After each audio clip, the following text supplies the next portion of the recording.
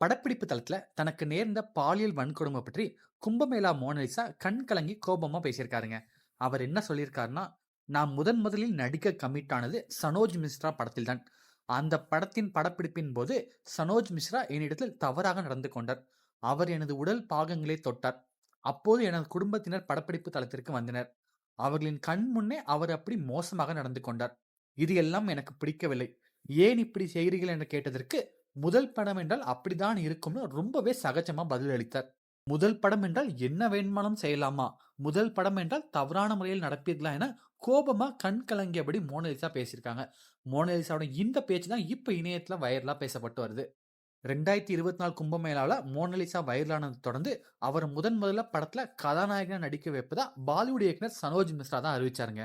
ஆனா துணை நடிகை ஒருவர் தன்னிடம் அவர் தவறான முறையில் நடந்து கொண்டார்னு புகார் அளித்ததை தொடர்ந்து அவரை கைது செய்து சிறையில் அடைச்சிட்டாங்க.